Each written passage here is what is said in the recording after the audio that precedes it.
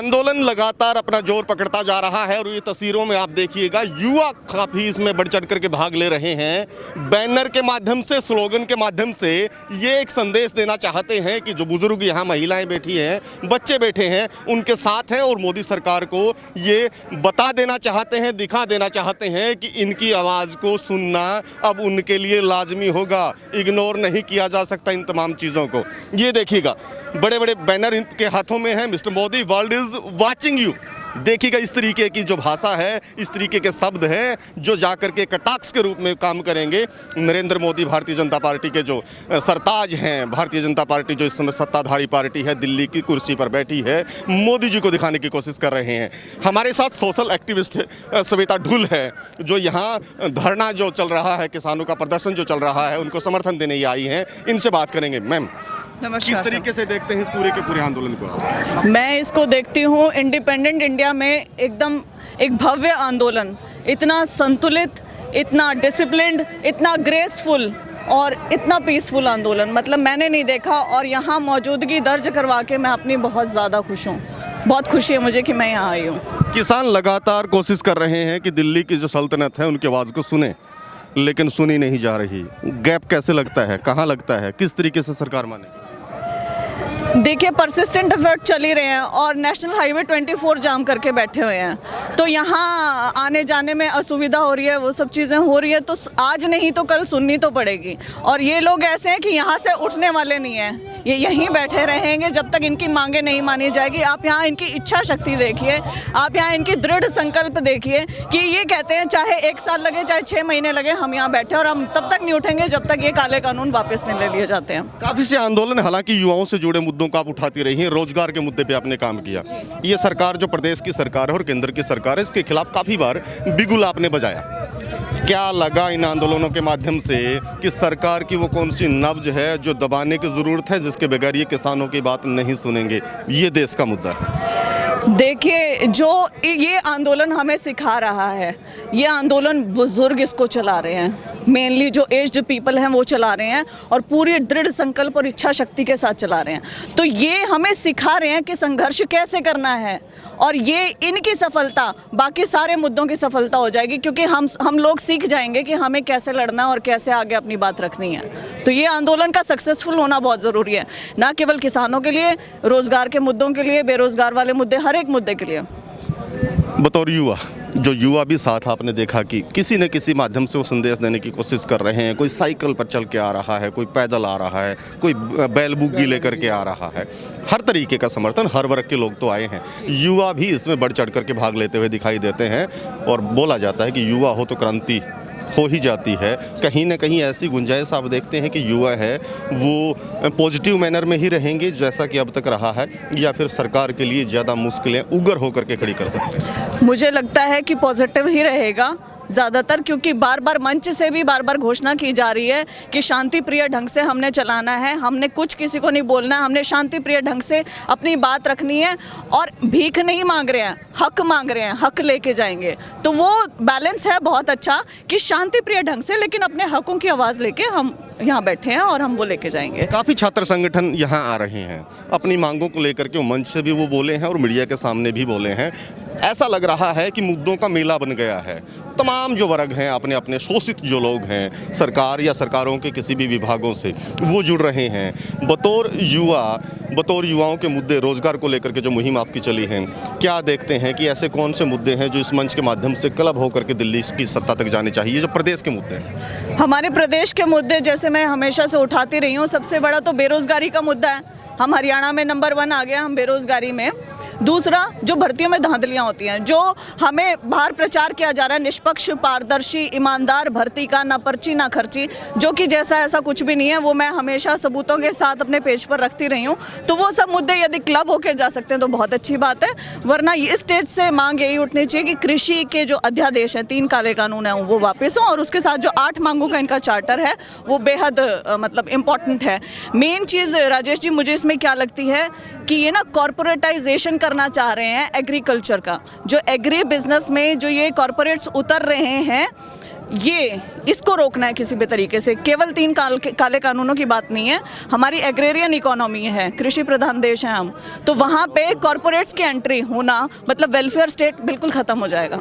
तो वो कॉरपोरेट की जो है सेंध ही नहीं, किसान का तो ये मानना है कि कॉरपोरेट घराने और सरकार मिलकर के उन्हें अपनी ही ज़मीन से बेदखल कर देंगे और ज़मीन पर कब्जा हो जाएगा। बिल्कुल सटल कोशिश वही है ना। आप ये देखिए कि मंडी सिस्टम ख़त्म, एपीएमसी ख़त्म करना चाह रहे हैं, प्राइवेट मंडियों का कॉन्सेप्ट आ जाएगा।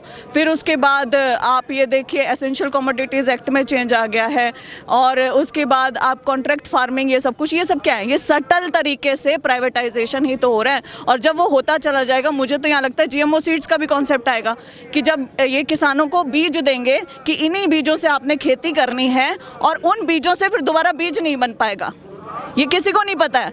और बीज नहीं बन पाएगा तो वो खरीदना किससे पड़ेगा? कॉर्पोरेट से। और वो ज़्यादा दामों पे बेचेंगे तो पैसा कहाँ से आएगा?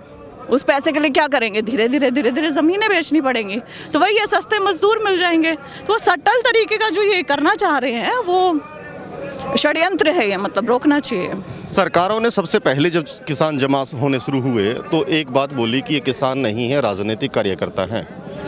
फिर बोला गया कि हरियाणा का किसान नहीं है। अब इन बातों पे तो वो मान गए हैं कि ये किसान भी हैं और हरियाणा के भी हैं, लेकिन अब बड़े बुरे तरीके से किसानों को ट्रोल करना शुरू कर दिया है, प्रोपेगेंडा फैला करके। पहले भी होते आए हैं, क्या लगता है कि इस प्रोपेगेंडा में ये कामयाब हो पाएंगे? बिल्कुल भी नहीं हो पाएंगे, 0%। क्या क्या नहीं कहा गया, पाकिस्तानी, खालिस्तानी, कांग्रेसी, भाई हरियाणा के एक साथ नहीं है, पंजाब के किसान कर रहे हैं, क्या क्या कुछ नहीं कह सकते थे, वो सब कुछ कहा है। लेकिन आप यहाँ धैर्य देखें कि धैर्य है, दृढ़ शक्ति है, इच्छा शक्ति है कि भाई तुम कुछ भी कहते रहो, हमारी ये मांगे, हम लोग ऐसे ही बोलते रहेंगे सीधा। और ये मुझे नहीं लगता कि कितनी ब्रांडिंग कर लो, कब तक करेंगे। तो ये जो एक क्यूमुलेटिव एनर्जी यहाँ पे है ना, जो हम फील कर रहे हैं, जो एक पॉजिटिविटी है कि हमें ये अपना हक लेके जाना और हम लेके जाएंगे, तो मुझे लगता है उसके आगे सारे धीरे धीरे सब ये फेल हो जाएंगे। सर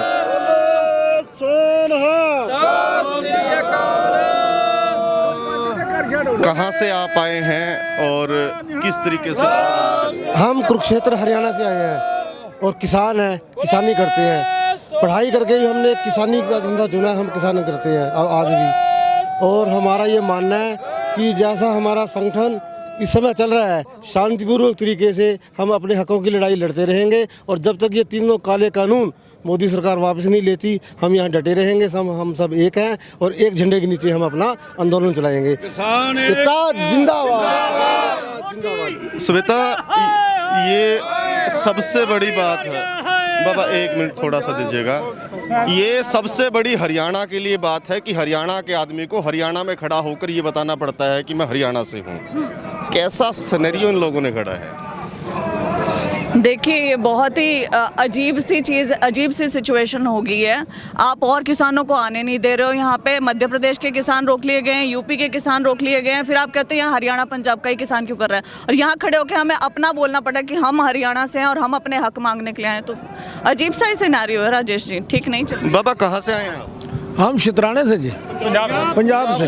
हाँ जी। कितने दिन हो गए आपको यहाँ आए हुए? सानू आज 10 दिन चले। हाँ जी। तो एक एक करके आप लोग बोले। एक मिनट, एक एक करके आपसे भी से मैं बात करूंगा। क्या लगता है, पहले खट्टर की सरकार से लड़े या मोदी की सरकार से लड़ने की कोशिश है, कितना मना पाएंगे आप प्रधानमंत्री जी को कानूनों को? ਅਸੀਂ ਤੇ ਇੱਥੇ ਮਰਾਂਗੇ। ਅਸੀਂ ਨਹੀਂ ਜਾਂਦੇ ਇਸ ਤਰ੍ਹਾਂ ਜਿੰਨਾ ਚਿਰ ਸਾਡੇ ਕਾਲੇ ਜਿਹੇ ਸਾਰੇ ਪੀਹਾਂ ਵਾਪਸ ਨਹੀਂ ਲੈਂਦਾ। ਹੱਕ ਲੈਣਾ ਹੈ ਨਾ, ਤੇ ਵਾਅਦਾ ਕਰਦੇ ਨਹੀਂ ਕਿਸੇ ਨਾਲ, ਅਸਾਂ ਤੇ ਆਪਣੇ ਹੱਕ ਲੈਣੇ ਨੇ। ਤੇ ਜੇ ਨਾ ਦੇਗਾ ਤਾਂ ਅਸੀਂ ਇੱਥੇ ਹੀ ਮਰਾਂਗੇ, ਅਸੀਂ ਨਹੀਂ ਜਾਂਦੇ। हाँ जी, आप कुछ बता रहे थे इस पे? आप कुछ बता रहे थे इस पे? बोलो हाँ जी, बताएं आप। हम ये बता रहे हैं कि जब 1960-65 में हिंदुस्तान में अनाज का काल पड़ा और बाहरले देशों से हमारे को कणक मंगानी पड़ी, खाद्य पदार्थ मंगाने पड़े, एक भी हमारे पास उस टाइम लीडर नहीं था जो बोल रहा था कि हम अनाज पैदा करके अपने भूखे हिंदुस्तानियों को खिला देंगे। उस टाइम किसान को और जवान को नारा दिया गया, जय जवान जय किसान।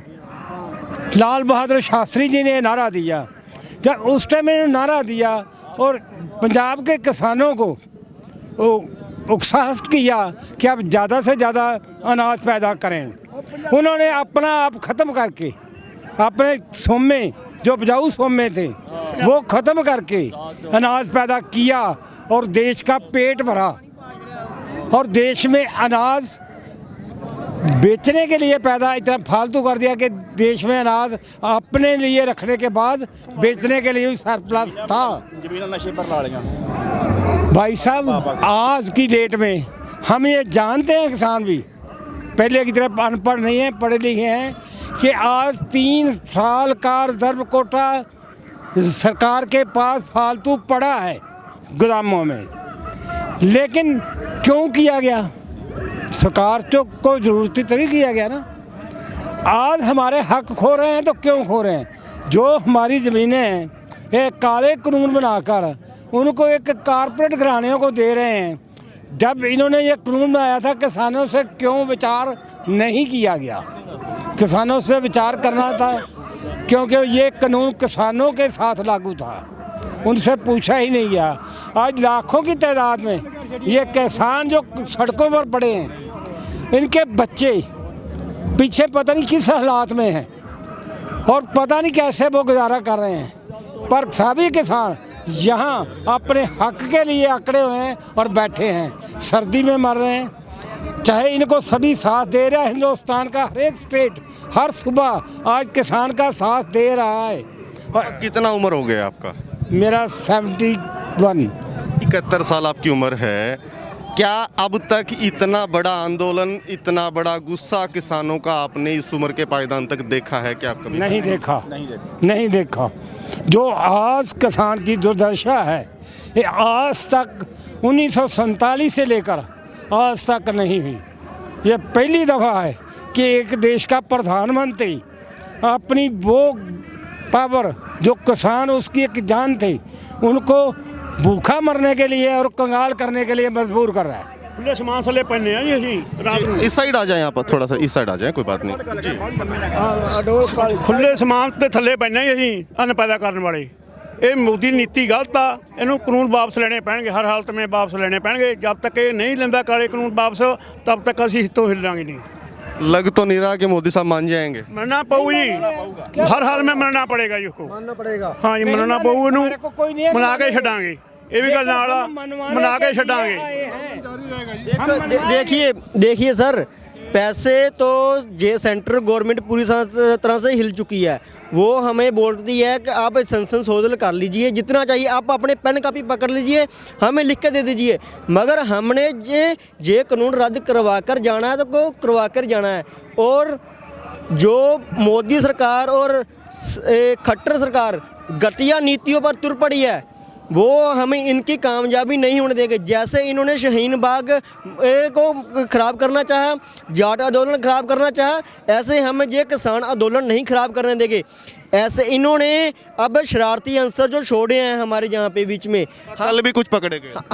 हम डेली 1 2 3 4 पकड़ते हैं कि किसी दिन हम 10 भी पकड़े थे। जितना हमें जो जब उनको पकड़ते हैं वो हमें बोलते हैं हमें एसडीएम ने भेजा, हमें थाने वालों ने भेजा, हमें कमिश्नर ने भेजा, हमें डिप्टी कमिश्नर ने भेजा। मगर सर ये सभी सेंट्रल गवर्नमेंट और स्टेट गवर्नमेंट के नीचे होते हैं। इसमें तो आपके पास लौट रहा हूँ। इन्होंने जो बताया काफ़ी महत्वपूर्ण मुद्दा है। यहाँ आए दिन कोई न कोई पकड़ा जाता है, कोई सर्विलेंस पे लोगों को रखे हुए है, कोई ड्रोन लेकर के पहुँचा है। एक बड़ी साजिश है, जिसको पकड़ो प्रशासनिक अधिकारियों का नाम लेता है कि मुझे डीसी साहब ने ड्यूटी लगा रखी, मेरी थानेदार ने ड्यूटी लगा रखी। क्या कोई साजिश चल रही है? आपको क्या लगता है? ये तो अंडरस्टूड है राजेश जी कि कोई भी बड़ा आंदोलन रहेगा उसमें मिसक्रिएंट्स को छोड़ा जाएगा आंदोलन को फेल करने के लिए। तो ये सब चीज़ें तो होंगी यहाँ पे और हो रही होंगी, जैसे ये बता रहे हैं, पकड़ रहे हैं। इनकी मुस्तैदी और ये कितने अवेयर हैं, ये उन लोगों को ढूंढ रहे हैं, तो यही बहुत अच्छी बात है और इनको ऐसे करते रहना चाहिए। एक पॉलिटिकल क्वेश्चन आपसे ले रहा हूँ मैं। क्या लगता है कि खट्टर साहब के साथ खड़े हैं डिप्टी सीएम दुष्यंत चौटाला, उनके विरोध में वोट लिया था, साथ में बैठ गए, सत्ता में हिस्सेदारी कर ली, लोगों का गुस्सा था शांत हो गया था एक बार, अब दोबारा फिर पीक पर है। कुछ विधायक उसके अंदरूनी तरीके से किसानों के दबाव में ही उन्होंने चाहे बोला हो कि हम लोग किसानों के साथ खड़े हैं। क्या इस पूरे रोष को देखते हुए दुष्यंत को वहाँ से रिज़ाइन कर देना चाहिए? मैं एक किसान की बेटी हूँ, हरियाणा की बेटी हूँ और पंजाब की द्योती हूँ, और मैं जानती हूँ कि कितना गुस्सा है किसानों में इस चीज़ को लेके। और यदि दुष्यंत चौटाला सच में देवीलाल परिवार से बिलोंग करते हैं और देवीलाल के वंशज हैं तो उन्हें प्रूव करने के लिए बिल्कुल इस्तीफ़ा देना चाहिए। हालांकि इस चीज़ का ज़्यादा सा फर्क नहीं है क्योंकि स्टेट का मामला है, वो एक दबाव की रणनीति के तहत आएगा। कानून दिल्ली ने बनाए हैं, लेकिन नैतिकता के आधार पर मेरे ख्याल से उन्होंने अब कम से कम जो राज है उसका लोभ छोड़ देना चाहिए। बिल्कुल बिल्कुल बिल्कुल। और मैं यहाँ पे थोड़ा एक और चीज़ कहना चाहूँगी कि मेरे जो बेरोज़गार युवा साथी हैं जो मुझसे जुड़े हुए हैं, जो मेरे पेज पे हैं, जो मुझे सुनते हैं पढ़ते हैं, मैं उन सबसे अपील करना चाहती हूँ कि एक दिन कम से कम एक दिन यहाँ निकाल के आएँ, अपनी मौजूदगी दर्ज करवाएँ और अपने किसान भाइयों के साथ खड़े होकर सॉलिडारिटी दिखाएं। बहुत ज़्यादा ज़रूरी है वो चीज़। वो कहते हैं ना, रगों में दौड़ने फिरने के कायल नहीं हैं हम, जो आंख से ना टपका वो लहू क्या है, तो वो हमें भी दिखाना चाहिए। हम तो नौजवान हैं, हमारे बुजुर्ग किसान भाई माता बहनें यहाँ बैठे हैं, क्या हम एक दिन आके उनका साथ नहीं दे सकते, बोल नहीं सकते? तो ये भी बहुत बहुत शुक्रिया श्वेता आपका। तो ये श्वेता ढुल और हरियाणा और पंजाब के किसान थे, ये कोशिश कर रहे हैं यहाँ विरोध करने की, धरना देने की, प्रदर्शन जो चल रहा है उसमें साथ देने की। सबका एक ही मुद्दा है कि सरकार को नरमी दिखाते हुए अपने जो कानून उन्होंने बनाए हैं कृषि को लेकर के उन्हें वापस ले लेना चाहिए, नहीं तो ये आर पार की लड़ाई लड़ने में कोई कोर कसर नहीं छोड़ेंगे। अपने सहयोगी किस्मत राणा के साथ मैं रुद्रा राजेश कुंडू, दैग्रो।